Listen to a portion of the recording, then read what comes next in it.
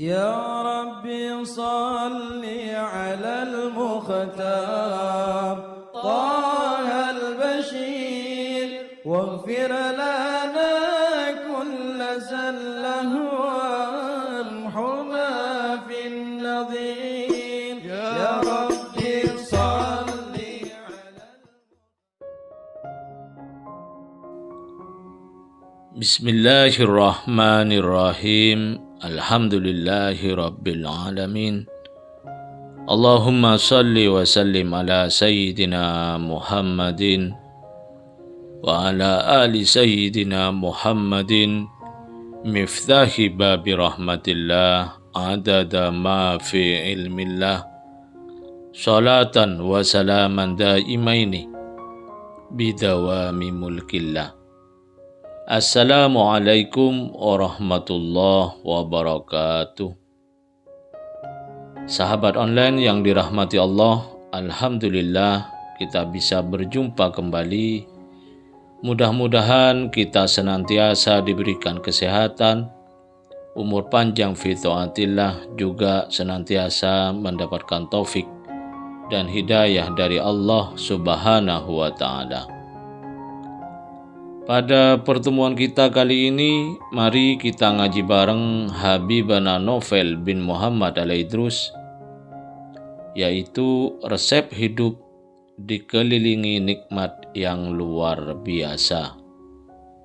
Lelah itu dalam kehidupan biasa, apalagi ibu-ibu.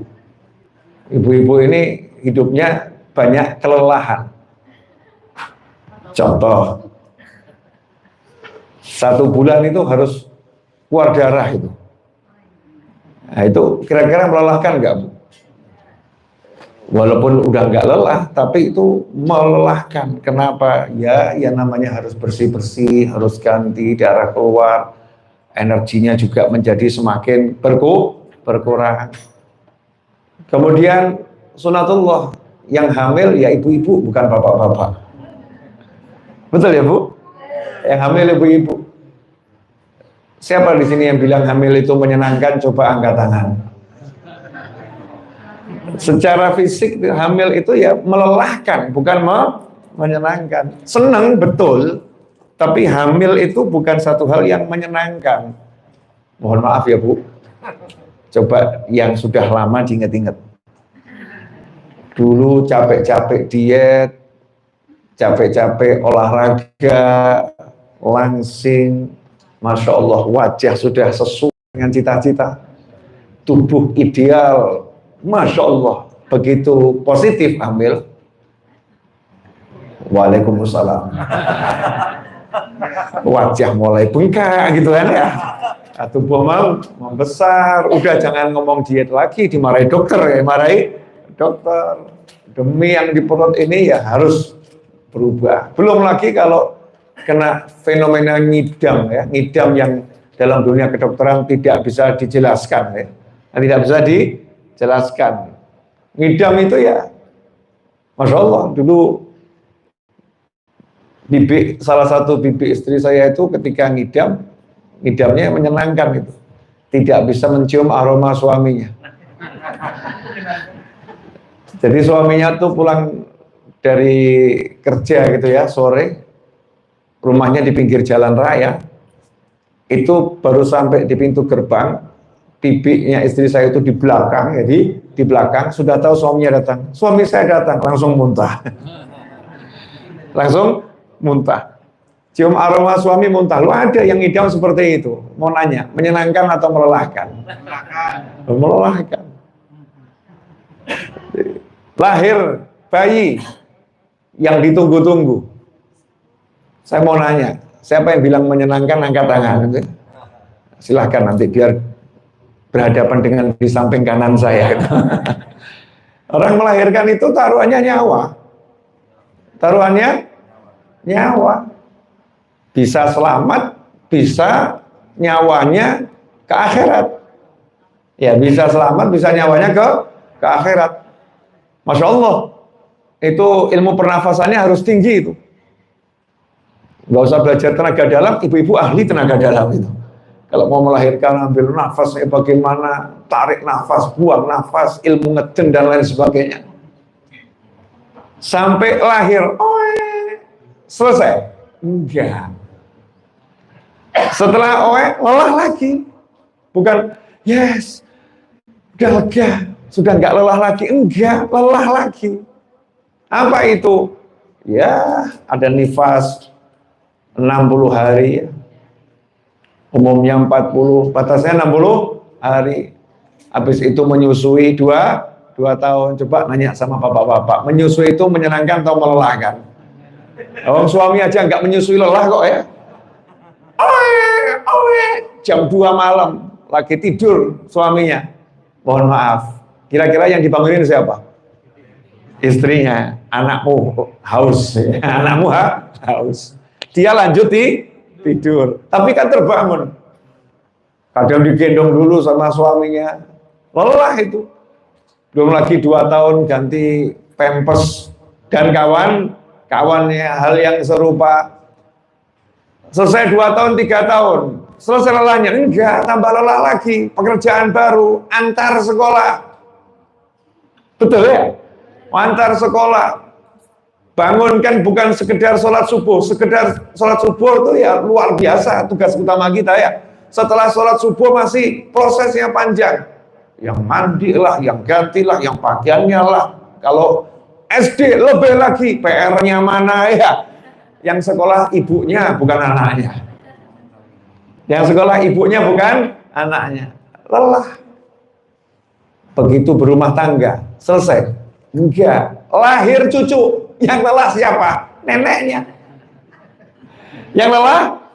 Neneknya. Itu begitu. Jadi hidup itu lelah hal yang biasa. Maka aneh kalau ada orang ngeluh, keluh, kesah, kesel aku urip. Capek saya hidup. Kayak nggak pernah hidup saja. Nah, orang hidup itu yang memang lelah. Nggak mau lelah di surga. Ya nggak mau lelah di surga nanti. Sekarang memang berlelah-lelah. Karena itu dunia cukup sebentar saja. Nggak usah lama-lama. Karena tempat yang melelahkan. Jadi kalau antum kerasan di dunia itu ya aneh. Orang yang betah tinggal di dunia itu aneh. Wong dunia itu melelahkan. Dunia itu nggak enak. Ya enggak enak dunia itu. Siapa bilang dunia itu enak? Memang Allah buat dunia ini enggak enak. Indah ya, tapi enggak enak. Penuh dengan ujian, penuh dengan hal yang enggak menyenangkan dan lain sebagainya. Untuk apa? Agar kita tahu ada tempat yang enak, ada tempat yang menyenangkan, ada tempat yang enggak ada kesusahan, ada tempat yang enggak ada kelelahan, ada tempat yang tanpa kesedihan. Ada tempat yang hanya berisi kebahagiaan. Namanya surganya Allah Subhanahu wa ta'ala. Nah, lelahmu harus jadi sesuai dengan sunnatullah. Lelahmu harus sesuai dengan cara-caranya Allah. Karena itu orang hidup harus sabar. Kalau nggak punya sabar ya sudah. Orang hidup harus sabar. Sabar itu semua orang harus punya. Makanya ilmu yang wajib kita ajarkan pada diri kita dan keluarga kita nomor 1 ilmu sabar. Ya, jadi suami yang sabar, jadi istri yang sabar, jadi orang tua yang sabar, jadi anak yang sabar, jadi pekerja yang sabar, jadi orang ibadah yang sabar. Gak sabar, gak bisa ibadah. Makanya kita kalau sholat itu surat Al-Fatihah dibaca 17 kali dalam satu hari, wajib dibaca bagi yang tidak berhalangan. Iyyaka na'budu wa iyyaka nasta'in. Iyyaka na'budu wa iyyaka nasta'in. Hanya kepadamu ya Allah, hanya kepadamu ya Allah kami beribadah. Dan hanya kepadamu kami mohon pertolongan. Dibahas sama ulama ini. Ini pertolongan apa yang dimaksud di situ? Hanya kepadamu kami beribadah dan hanya kepadamu kami mohon pertolongan. Ya, di antaranya pertolongan untuk ibadah. Orang ini ibadah kalau nggak ditolong sama Allah nggak bisa. Makanya habis sholat suruh baca Allahumma a'inni ala dzikrika wa syukrika wa husni ibadatik. Ya Allah tolong aku. Allahumma a'inni ala dzikrik, agar bisa berzikir kepadamu dan bisa bersyukur kepadamu dan bisa ibadah yang baik kepadamu. Nah inilah mukadimah saya untuk ingatkan diri saya sendiri. Jadi jangan ngomong lelah. Jangan ngomong capek. Capek ya sabar. Lelah ya sabar. Kesel ya sabar. Karena innallaha ma'as sabirin. Kalau betul-betul sabar, ditolong sama Allah Ta'ala. Rahmatnya Allah, sayangnya Allah, ampunannya Allah. Orang tuh, mohon maaf ya ibu-ibu, ini contohnya kasusnya suami baik, istri jahat. Di sini nggak ada. Di sana juga nggak ada. Ini kan lagi live stream ya. Nggak tahu nih di mana nih istri-istri jahat nih, mungkin cuma di sinetron ya. Di kehidupan nyata insya Allah tidak ada. Suami kalau punya istri jahat, suaminya sabar. Innallaha ma'as sabirin. Itu suaminya langsung naik pangkat itu. Naik pangkat. Maka banyak suami-suami itu yang di akhirat bersyukur, alhamdulillah saya punya istri yang jahat dulu di dunia. Loh, kenapa? Ternyata saya dapat pangkat yang tinggi itu gara-gara istri saya. Gara-gara istri saya. Makanya bapak-bapak kalau istrinya jahat, jangan marah. Mungkin itu jalan surgamu. Ya sholatmu nggak benar, zikirmu nggak benar, puasamu nggak benar, sedekahmu nggak benar. Iya. Ternyata sabarmu pada istrimu benar. Wah, luar biasa. Begitu mu istrinya, sami'na wa ta'na. Sabar dia. Itu ada seorang wali besar jadi wali besar gara-gara ya begitu sama istrinya. Sabarnya luar biasa. Ini belum ceramah loh, belum. Nanti ceramah nanti aja belakangan ya. Kita ngobrol dulu. Itu kalau dalam kitab kuning. Dikatakan kitab kuning ya karena kertasnya warnanya kuning. Nah, zaman sekarang ini kembali yang di dunia perbukuan ya. Buku itu kertasnya sekarang yang paling bagus warna kuning dan ringan. Kalau ibu nanti atau bapak ke toko-toko buku sekarang tebel-tebel tapi ringan, kertasnya warna kuning. Jadi kitab kuning itu sekarang bukan hanya miliknya umat Islam. Ternyata buku apapun sekarang warnanya kuning. Ya. Kitab kuning itu ada satu tentang istri jahat. Ya, istri jahat dan istri solihah. Suatu ketika ada dua orang bersahabat. Kemudian yang satu kangen pergi ke rumah sahabatnya, pria ini ya. Pergi ke rumah sahabatnya, sampai di sana ketuk pintu bahasa kita ya, assalamualaikum, keluar seorang wanita dan ngomong, suami saya lagi pergi cari kayu bakar. Bentar lagi dia pulang, tunggu aja di luar. Oh iya, makasih. Ditunggu, nggak lama datang itu sahabatnya itu dari hutan. Tapi yang menarik, datangnya itu naik singa. Bukan film The Lion tuh ya. Kartun apa tuh anak-anak tuh ya. Bukan film itu, Lion King apa-apa tuh ya. Bukan Tarzan, bukan, ini naik singa. Kemudian kayu bakarnya ditaruh di atas punggung-punggung singa. Sahabatnya kaget, sakti bener dia. Sakti bener. Makanya umat Islam ini kalau belajar kitab kuning, itu kalau buat production house, buat filmnya cakep-cakep. Sayangnya HBO yang belajar. Iya, Hollywood yang belajar. Iya, Hollywood yang belajar. Makanya mereka buka jadi buat Iron Man, Superman. Kenapa? Mereka nggak punya wali, makanya buat orang-orang seperti itu. Mereka nggak punya wali. Nah, kalau kita kan banyak. Jadi kisah-kisah itu diadopsi, ya, ide-idenya dijadikan film. Nanti dibahas bab lain, jangan sekarang. Ya, ide-idenya diadopsi jadi film. Mereka belajar itu, baca itu. Karena jadi indah. Banyak hal yang indah. Nah, temennya kaget, sakti benar. Tapi yang nggak nanya apa-apa, kagum, kangen. Setelah itu pulang. Berapa waktu kemudian kembali kangen lagi, nemu itunya. Kemudian keluar seorang wanita tunggu ya, disuguhin gitu. Suami saya lagi ke hutan. Jadi kayu bakar. Nah, yang kedua ini keluar jalan kaki, enggak di atas singa, jalan kaki, capek, kayu bakarnya dipikul sendiri. Nah, setelah ketemu ngobrol, akhirnya nanya, sebentar, ini saya punya pertanyaan yang harus kamu jawab. Waktu pertama kali saya datang, kamu tuh naik singa.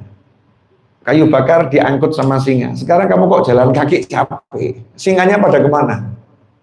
Kesaktianmu kok luntur, hilang semua. Terus dijawab, ya yang dulu itu, istri yang pertama yang kamu nemuin kamu waktu itu, ya itu sudah meninggal. Nah, istri itu jahatnya luar biasa. Tapi saya sabarnya luar biasa.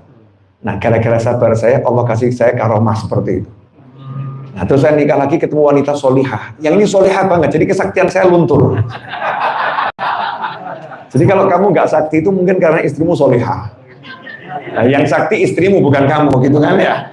Yang sakti istrinya. Jadi kadang-kadang ada hal-hal yang buat kita tuh naik pangkat tanpa kita sadari. Tapi jangan doa, ya Allah bisa istri jahat, naudzubillah min dzalik. Iya kalau bisa sabar, kalau nggak bisa sabar, penuh caci maki, hinaan, akhirnya neraka bersama-sama. Masuk neraka berjamaah, naudzubillah min dzalik. Orang hidup harus sabar. Kalau nggak punya sabar ya repot. Nah, sabar itu punya saudara kembar. Ini akan kita bahas. Ya, sabar itu punya saudara kembar, namanya syukur. Orang kalau syukur pasti sabar. Orang kalau sabar pasti syukur. Nah, bagaimana caranya biar kita bisa bersyukur? Caranya bagaimana? Itu diajarkan oleh Nabi Muhammad SAW, biar bisa sabar dan syukur dalam urusan dunia. Dalam urusan dunia, jangan melihat kepada yang lebih tinggi. Kalau urusan dunia, lihat pada yang lebih susah. Kamu dalam urusan dunia, lihat pada yang lebih susah. Rasul menyatakan SAW dalam sebuah hadits yang panjang yang maknanya, barang siapa dalam urusan dunia melihat kepada yang lebih tinggi, lebih sukses, sementara dalam urusan akhirat melihat kepada yang di bawahnya, yang lebih buruk, ya, yang lebih maksiat, maka Allah tidak akan mencatatnya sebagai orang yang sabar maupun orang yang syukur. Sedangkan barang siapa dalam urusan akhir dunia melihat kepada yang lebih susah, urusan akhirat melihat kepada yang lebih hebat ibadahnya, maka Allah mencatatnya sebagai orang yang sabar dan orang yang syukur. Nah, ini resepnya di situ. Kita ini kadang-kadang kalau udah sholat, alhamdulillah saya udah sholat daripada dia nggak sholat. Ini ya betul syukur, tapi salah alamat. Mensyukuri bisa sholat itu jangan dibandingkan dengan orang yang nggak bisa sholat. Alhamdulillah saya udah bisa sholat, udah selesai. Tapi kok sholat saya baru segini ya. Kok nggak seperti beliau ya. Beliau itu sholatnya berjamaah terus. Saya kok sholatnya nggak pernah jamaah ya. Nah, ini nanti jadi orang yang sabar dan syukur. Dalam urusan al-fulusu wal duitu, begitu dapat uang 10.000, alhamdulillah. Lihat kepada temennya, dia cuma dapat 5.000.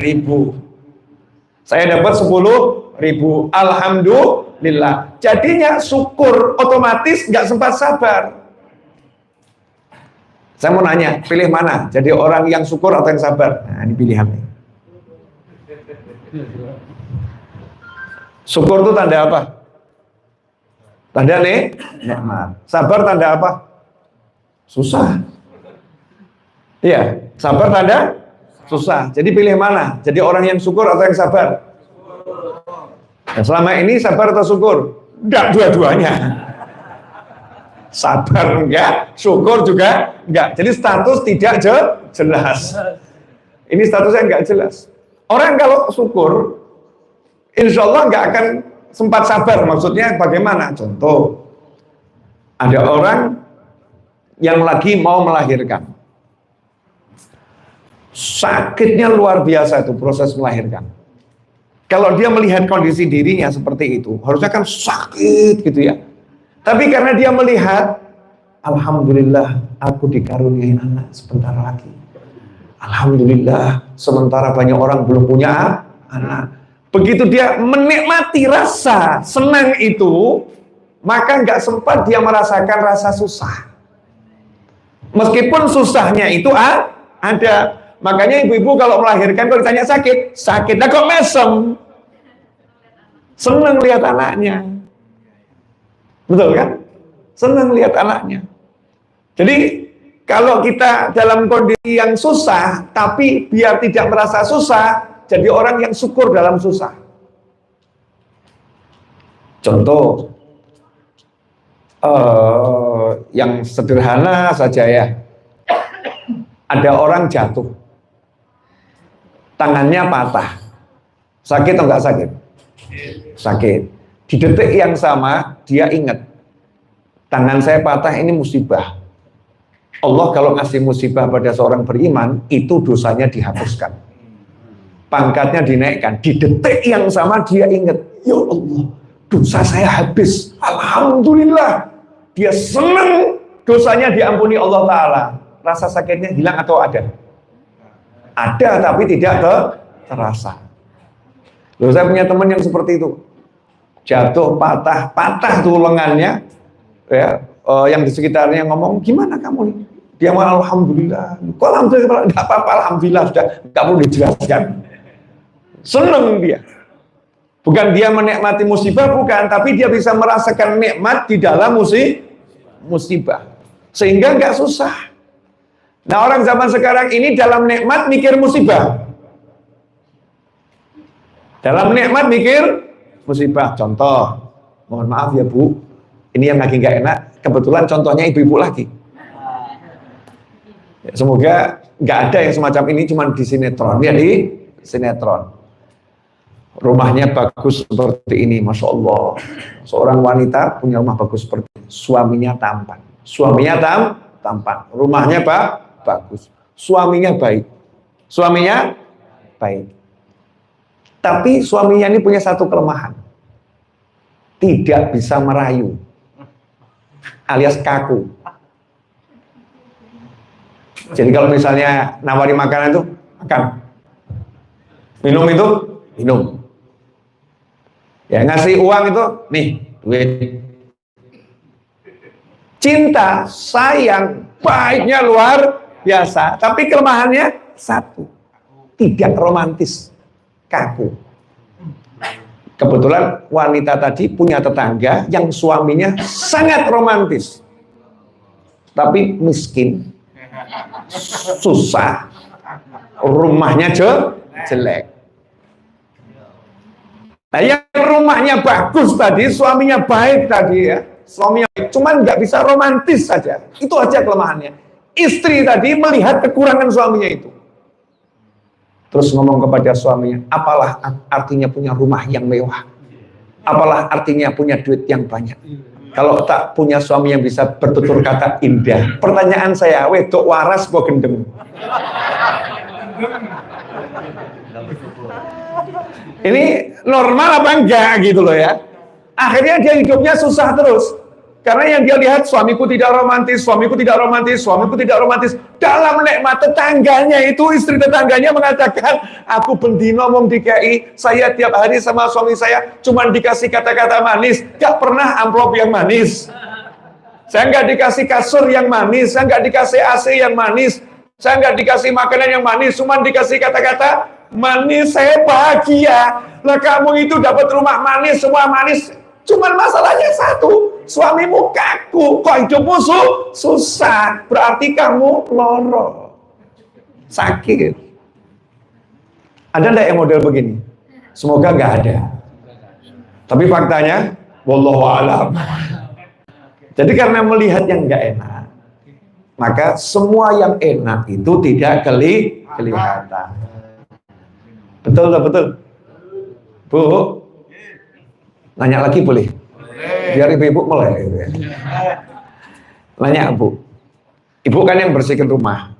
Bagian bersihkan rumah kan ibu, walaupun punya asisten, tapi kan tetap supervisor utamanya ibu, betul ya?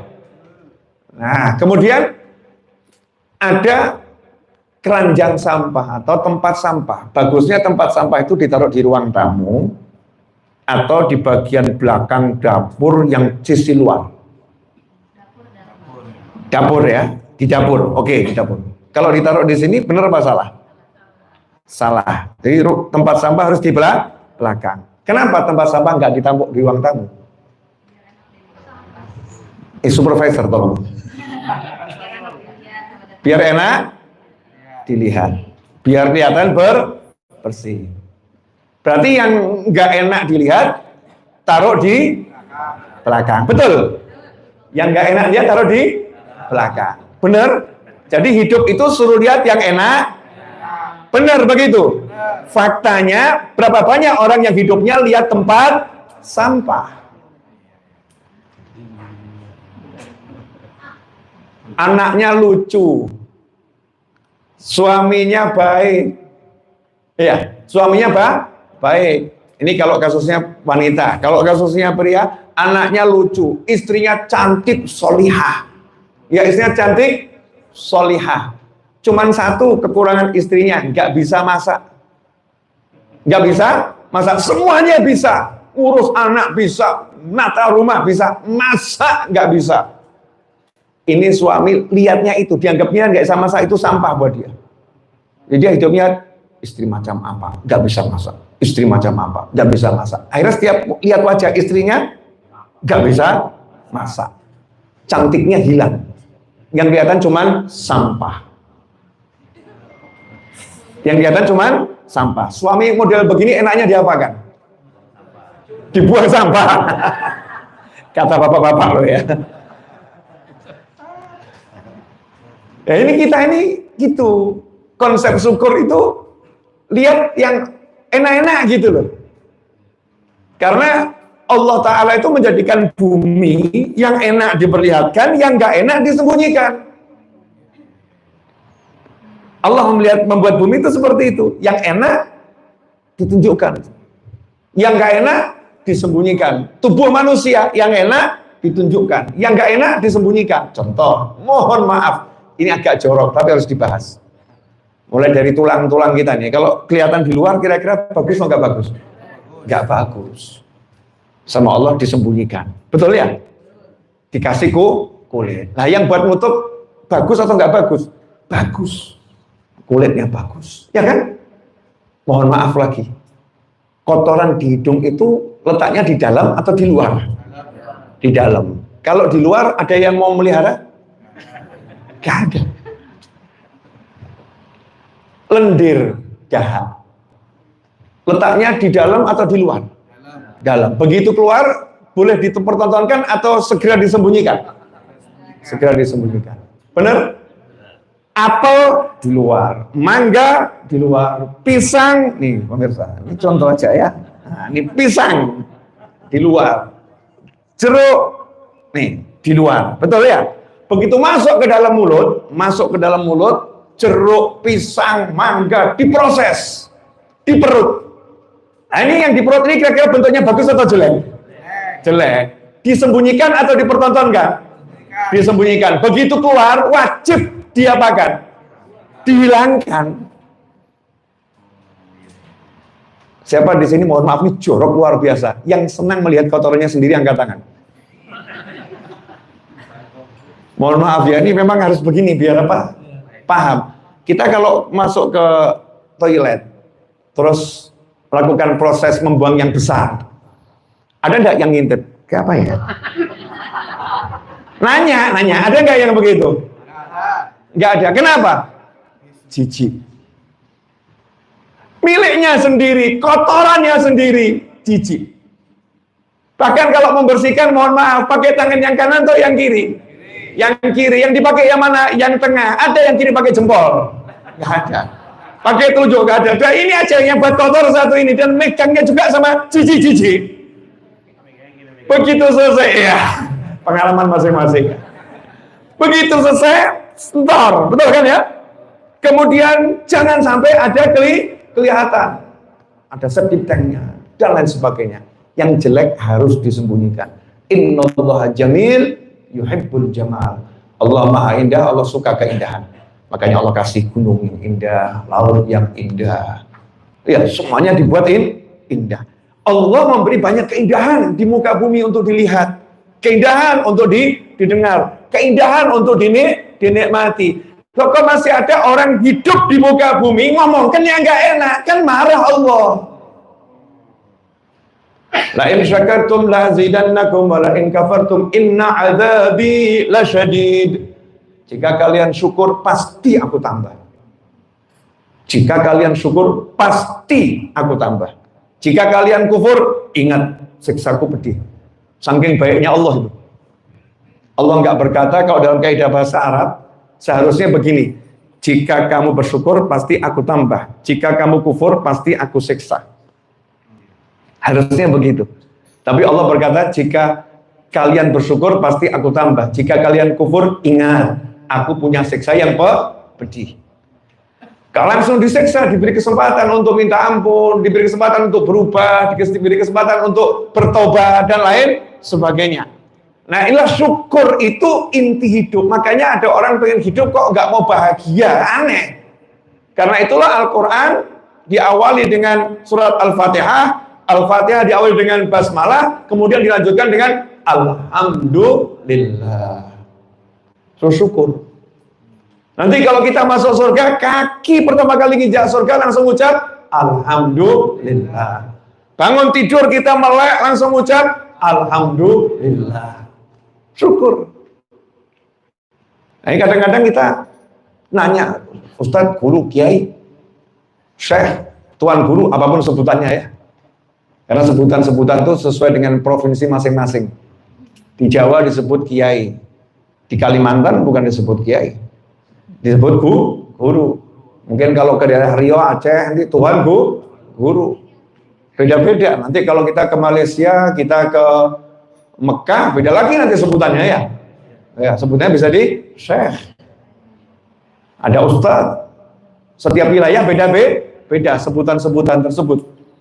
Nah, kemudian kalau datang kepada seorang guru dan berkata, guru, syekh, ustadz, yai, habib, kenapa hidup saya kok susah?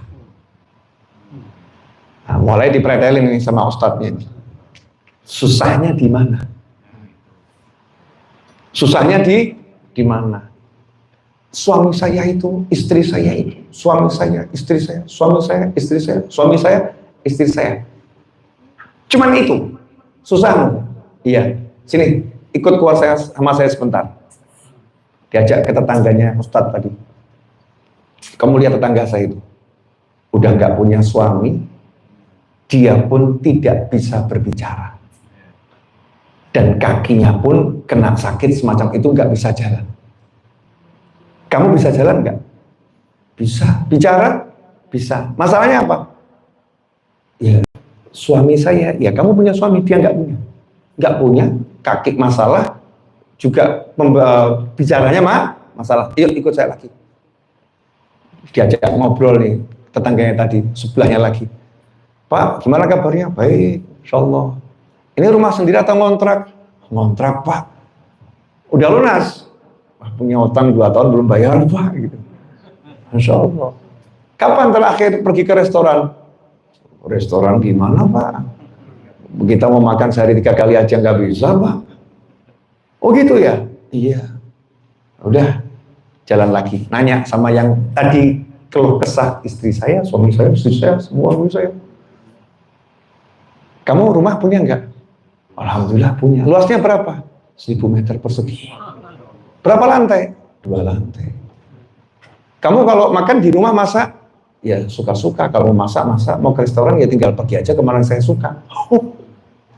Sama dia mirip atau beda jauh? Beda jauh. Masalahmu apa? Suami saya, istri saya. Suami saya, istri saya. Suami saya, istri saya. Diajak lagi ke rumah sakit. Tuntas nih ustadznya. Karena kalau diajak ngomong mungkin kamu bandingkan dirimu, nggak masuk gitu. Ini ustadznya baik banget menyempatkan waktu ya. Ayo rumah sakit, kebetulan sebelah rumah gitu. Sekaligus ustadznya mau jenguk yang sakit. Gimana kondisinya Bu, tetangganya yang sakit di rumah sakit? Alhamdulillah Ustaz. Alhamdulillah. Menurut dokter usia saya tinggal 2 bulan. Menurut dokter usia saya tinggal 2 bulan. Sakitnya apa? Saya kanker stadium 4 kronis. Ya, ini saya lagi selesai menjalani kemoterapi. Menurut dokter usia saya tinggal 2 bulan. Ustaznya sehatin, udah usia yang tahu hanya Allah. Usaha saja berobat, nanti urusan usia Allah yang ngurus. Sama siapa di sini? Ada yang nemenin nggak? Kebetulan saya sebatang kara, Ustaz. Nggak ada yang nemenin. Alhamdulillah ya, ada teman 1, 2 kadang-kadang nongol gitu. Keluar dari situ ditanya, punya kanker kamu? Enggak. Sebatang kara, saya anak banyak, ya. Kemudian kakak beradik juga banyak. Terus diajak pulang ke rumah, Ustaznya kasih teh, minum tehnya. Masalahmu apa? Kalau mau berpikir, maka akan mengatakan saya nggak punya masalah. Sangat kecil masalah kita dibandingkan dengan masalah-masalah orang lain. Baru kita bandingkan dengan begitu saja, kita nggak punya masalah. Apalagi kalau kita lihat nikmat yang ada dalam diri kita. Contoh ya Bu, mohon maaf nih kalau pakai contoh nanti insya Allah paham. Bu, suaminya cemberut, enak nggak? Jujur Bu, suaminya cemberut enak nggak? Nggak enak. Tapi suaminya datang dalam kondisi cemberut tadi, kemudian ngasih uang 2 miliar. Sabar dulu Bu, sambil berkata, nih pakai buat jajan. Besok saya tambah 10 miliar. Saya mau nanya, ketika ada orang komentar, suamimu kok cemberutan sih? Jawab apa? Enggak masalah. Enggak masalah. Cuman cemberut. Duitnya enggak pernah cemberut. Betul Ibu? Betul Ibu? Nah, Allah Ta'ala ngasih kamu nikmat lebih dari miliaran. Cuman kurang satu hal. Kok nggak bisa seperti itu? Kalau nggak kasih contoh begini, nggak masuk-masuk. Ya, udah cemberutan nggak ngasih duit gitu ya. Ngeselin gitu. Ikhwani rahimakumullah. Jadi kalau kita lihat nikmatnya Allah sama kita ini banyaknya luar biasa. Dan dalam yang nggak enak itu juga ada nikmat. Loh, contoh ada orang kok pulang keluar dari rumah motornya nabrak. Ya, motornya nabrak, misalnya nabrak tembok atau apa sehingga motornya banyak pesok dan sebagainya. Padahal uangnya lagi kembang kempis. Kembang kempis. Dia terlambat kerja, dia benerin motornya, terus dia duduk termenung. Kok seperti ini ya saya? Niat saya baik, saya cari nafkah. Ya, cari nafkah. Kenapa kok dapat ujian seperti ini? Kebetulan di sebelahnya ada saya. Ada saya. Wah Ustaz nih, saya barusan kena musibah nih. Bla bla bla bla bla bla bla. Nah, terus saya nanya, Mas mohon maaf. Ya mohon maaf ya, musibah memang gak enak. Musibah itu memang gak enak. Tapi saya mau nanya, dosa Mas kira-kira banyak atau sedikit? Banyak. Nah kalau Mas tadi 5 jam lagi meninggal, kira-kira ya, kira-kira surga atau neraka? Ya kalau hitung-hitungannya jujur sih neraka Pak. Kalau hitung-hitungannya jujur neraka. Jujur neraka. Oke. Karena Allah sayang sama kamu, karena Allah sayang sama kamu, dilihat kamu sholatnya kurang giat, zikir kurang banyak, sama istri yang model begitu, ya motormu dibuat besok, tapi dosamu habis. Dosamu habis. Kira-kira itu nikmat atau enggak nikmat? Nikmat sih Pak. Ya tapi, iya memang tapi gitu ya. Gak usah bahas tapinya, udah terjadi kok, sudah terjadi. Nggak ada yang minta musibah. Tapi di balik musibah itu ada nikmat. Belum lagi nikmat-nikmat lain yang akan diketahui setelah itu. Inti thariqah Syadziliyah itu thariqah syukur. Kalau kita pernah dengar thariqah Syekh Hasan Asy-Syadzili, thariqahnya thariqah syukur. Kalau kita tahu thariqah Bani Alawi, thariqah Bani Alawi itu mirip dengan thariqah Syadziliyah. Juga thariqahnya syukur. Fokus lihat pada hal yang menyenangkan. Ya, fokus lihat pada hal yang menyenangkan. Saya akan bahas singkat, mudah-mudahan manfaat untuk saya dan untuk semuanya. Amin. Tadi saya kasih contoh tempat sampah. Sama-sama ada tempat sampah, kita taruh di belakang atau di luar sekalian. Jangan tercium aromanya, jangan kelihatan wujudnya. Betul begitu? Kenapa? Karena kita mau fokus sama yang menyenangkan. Bahkan sampai warnanya kursi pun kita pilih. Ya, karena mau fokus yang menyenangkan. sampai spraynya tempat tidur pun kita pilih, karena kita mau fokus sama yang menyenangkan. Sampai sabun yang ada di kamar mandi, nggak asal pergi ke toko kemudian ambil sabun mandi, enggak kan Bu? Enggak, kita pilih dari aromanya, bahkan tempatnya kita pilih yang menyenangkan. Baju kita juga fokus, karena lihat orang sesuatu yang menyenangkan, nggak asal pakai baju, fokus yang menyenangkan. Nah, fokus yang menyenangkan ini yang sekarang banyak orang kehilangan. Orang sekarang ini hidup nggak fokus sama yang menyenangkan. Sadar nggak sadar? Contoh, ada berita di TikTok yang tidak menyenangkan, viral atau nggak viral? Viral. Ada berita orang ketabrak, darahnya berceceran di syuting, viral. Udah jelas itu nggak menyenangkan, dilihat. Ada cerita yang nggak enak, ya, diperdengarkan, disampaikan. Jadi telinga kita sendiri kita kasih yang nggak enak. Pandangan kita lihat yang nggak enak. Padahal orang-orang tua dulu selalu stop. Begitu ada mau cerita, orang tabrak, jangan diceritakan. Ya jangan diceritakan udah. Ada kisah yang nggak enak, stop, jangan diceritakan. Saya mau dengar yang enak-enak saja. Lihat orang kok wajahnya agak beruat, kamu keluar dulu, senyum dulu, nanti masuk gitu ya. Kenapa? Karena mau lihat yang menyenangkan. Orang dulu begitu, pintar mengelola dirinya. Orang-orang tua yang saya temui di masa lampau, mereka itu pandai mengelola dirinya. Mereka pun pakai pakaiannya bersih, necis. Saya ditanya, kenapa kok rapi? Saya lihat diri saya sendiri enak. Lihat diri saya sendiri enak.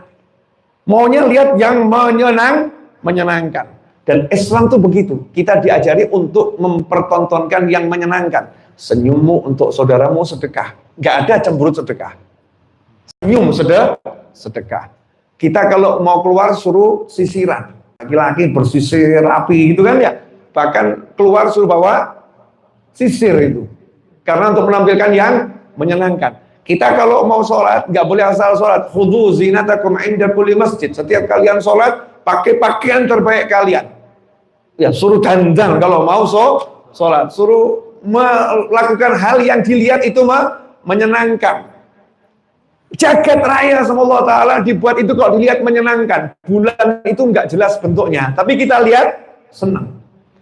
Cahayanya dari mulai sabit sampai purnama dilihat indah. Bintang-bintang di langit itu yang jauh kerlap-kerlipnya pun menyenangkan. Awan itu bentuknya yang nggak beraturan dilihat menyenangkan. Allah membuat jagat raya ini untuk menyenangkan manusia. Biar seneng gitu. Nah, kok fokusnya pada yang tidak menyenangkan? Kan ya salah. Salah. Ada satu cerita. Ini contoh orang yang udah bisa fokus sama yang menyenangkan. Saya punya satu guru, salah satu guru saya. Guru saya ini banyak. Baik guru yang manusia maupun yang bukan manusia. Bukan manusia diantaranya bak truk tuh. Ya, kalau lagi nyetir itu kan bukan manusia, baknya truk itu ya. Ada tulisan macam-macam. Itu kan jadi guru saya. Ini salah satu guru saya yang manusia. Namanya Soleh. Dulu saya biasa duduk selepas SMA, duduk di rumahnya saat mau ke masjid atau pulang dari masjid, siang hari. Rumahnya itu kontrak, sama ruangan ini separuhnya, kotak ini separuhnya. Ya separuhnya, dan reot, rumah reot. Depannya untuk jualan lotek, rujak, ya depannya. Kemudian dalamnya itu, belakangnya ruang tidur sekaligus dapur. Ya, plus kamar mandi. Ya, kamar mandi di dalam lah. Ya, benar, cuman ya di dalam campur sama semuanya ya. Sama dapur, sama kasur, sama semuanya. Kamar mandinya ya sangat-sangat sederhana. Hampir tiap hari dulu saya kalau mau ke masjid atau pulang dari masjid mampir ke situ. Ada namanya Bapak Soleh ini. Usianya saat itu sudah sekitar 70-an tahun. Waktu saya duduk bareng itu ya. Cuman saya lihat wajahnya nggak pernah sedih. Asyik terus, semangat terus. Padahal secara ekonomi super susah. Ya super susah. Tapi kok senang terus? Saya penasaran ya. Nggak usah belajar dari siapa-siapa, ini di Indonesia yang model begini banyak gitu loh ya. Nggak usah dari Tom Hanks, Armstrong, Indonesia ke Sugi. Indonesia ini banyak orang hebat, yang praktek, bukan teori, bukan katanya, bukan quotes yang hasil olahan kata, tapi betul-betul fakta nyata dalam kehidupan. Istrinya jual rujak, beliau jual celana kolor. Umur segitu masih keluar, keliling 1 jam 2 jam, jual celana kolor yang putih dari kain seperti goni itu ya, di masa itu. Dijual harga Rp700 saat itu. Saya nanya, untungnya berapa? Ya sekitar Rp100. Laku enggak? Ya kadang-kadang laku. Ya seringnya tidak. Seringnya tidak. Lah kenapa kok? Jelas enggak menguntungkan, enggak laku, tetap ya. Allah suka orang yang kerja. Allah enggak suka orang yang nganggur. Allah suka orang yang kerja. Allah nggak suka orang yang nganggur. Saya cuma cari disukai Allah, bukan cari nilai angka.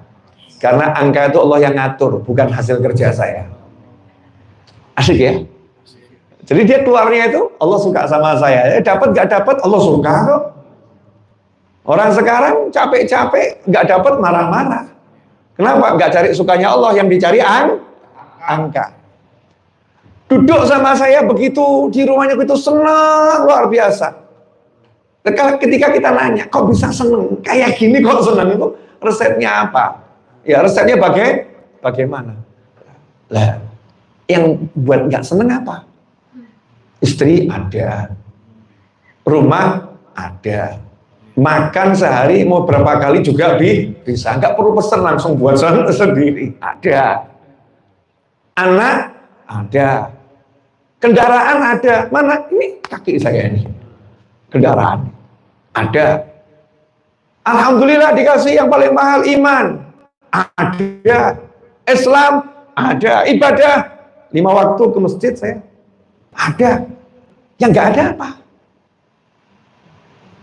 Saya jadi bingung juga ya. Yang nggak ada apa sih? Duit ada, kan cuma masalah angka toh duit itu.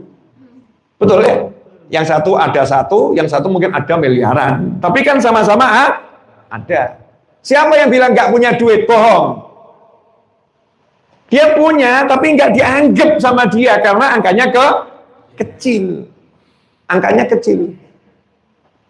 Saya nggak punya duit, tapi punya TV, punya motor. Masya Allah. Jadi TV, motor nggak dianggap duit. Jual kan jadi duit. Sementara banyak orang lain motor aja nggak punya, TV nggak punya. Jadi resepnya beliau bisa senang itu apa? Ternyata merasa punya semuanya. Udah punya, nggak ada yang nggak punya. Nah, sementara kita punya semuanya, merasa belum punya semuanya.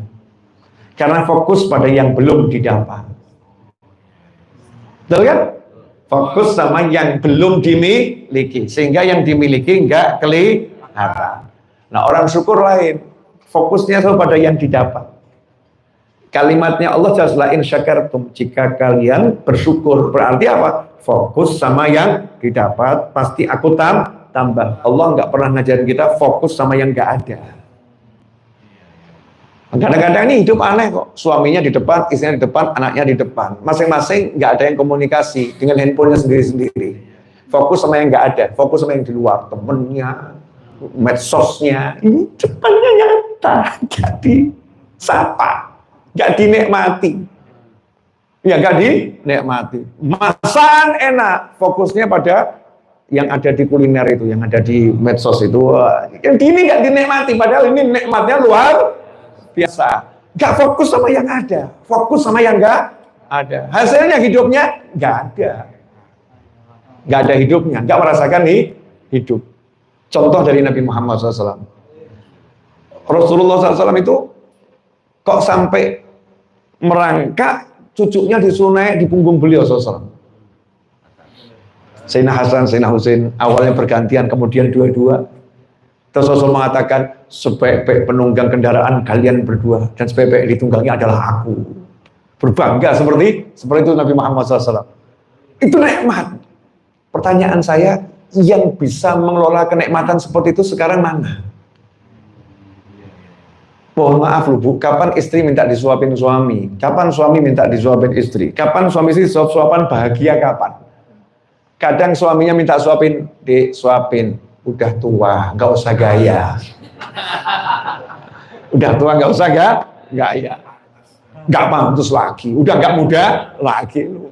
Tinggal ambil sendok, lep enak kan ya. Seneng, lah kenapa dibuat susah? Lari-lari sama anaknya. Saya ngomong sama anak saya, jangan malu kok digendong bapakmu ya. Malu, nggak boleh malu. Bapakmu seneng gendong kamu. Terserah, kamu malu, bapak seneng. Ya saya paksa, silakan kamu malu. Pilihannya kamu menikmati atau malu. Karena saya mengajarkan, hidup tuh begini loh. Kamu digendong bapakmu, ya, kamu canda sama bapakmu, kamu canda sama ibu. Itu hidup, bukan angka. Where you live with number. Kenapa kamu hidup dengan angka? Angka itu fata morgana, nggak ada yang nyata. Sebentar bisa hilang. Ya, sebentar bisa hilang. Yang nyata itu apa? Angka 9 cuman urutan 1, 1, 1, 1, 1 disusun jadi 9. Ada. La ilaha illallah Muhammadur Rasulullah SAW. Kalau kita betul-betul fokus sama nikmat-nikmat yang ada, maka hidup kita akan bahagia. Alhamdulillah. Alhamdulillah kita telah menyimak penjelasan dari beliau. Semoga ilmu yang telah kita peroleh ini dari Habibana Novel bin Muhammad Al-Idrus menjadi ilmu yang bermanfaat bagi kita, keluarga, dan anak cucu kita. Dalam kajian ini, Habibana Novel bin Muhammad Al-Idrus menjelaskan bahwa hidup di dunia itu memang melelahkan. Aneh jika ada orang senang hidup di dunia. Dunia memang dijadikan oleh Allah Ta'ala tempat yang tidak enak. Karena Allah Ta'ala memberitahu bahwa ada tempat yang menyenangkan, tempat yang tanpa kesedihan, yaitu surga. Lelahmu di dunia harus sesuai dengan aturan Allah Ta'ala. Karena itu dalam hidup harus sabar dan selalu bersyukur. Innallaha ma'as sabirin. Jika kamu benar-benar bersabar, maka Allah akan menolongmu, memberimu rahmat dan mengangkat derajatmu. Orang yang sabar pasti bersyukur, dan orang yang bersyukur pasti sabar. Nah, bagaimana caranya agar kita bisa sabar dan bersyukur dalam setiap keadaan? Rasulullah Shallallahu Alaihi Wasallam memberikan caranya. Dalam urusan dunia, jangan melihat kepada yang lebih tinggi. Jangan melihat kepada yang lebih sukses, tapi lihatlah kepada orang yang lebih susah darimu. Dan dalam urusan akhirat, lihatlah orang yang lebih rajin ibadahnya.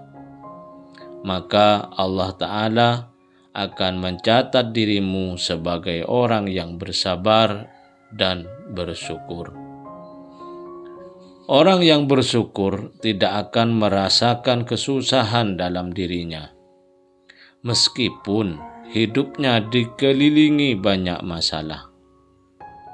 Merasakan nikmat dalam setiap masalah karena fokusnya selalu pada hikmah di baliknya. Resepnya agar kita bisa bersyukur dan hidup dikelilingi nikmat adalah selalu melihat kepada hal-hal yang menyenangkan, serta fokuslah kepada apa yang kita punya, fokus kepada apa yang ada, bukan kepada yang belum ada. Semoga kita bisa memahami dan senantiasa mengamalkan dari apa yang telah beliau sampaikan, dan semoga hidup kita berkah, dipenuhi ketenangan dan kebahagiaan. Amin ya rabbal alamin. Wallahu a'lam bishawab. Semoga barakah dan manfaat. Assalamualaikum warahmatullahi wabarakatuh.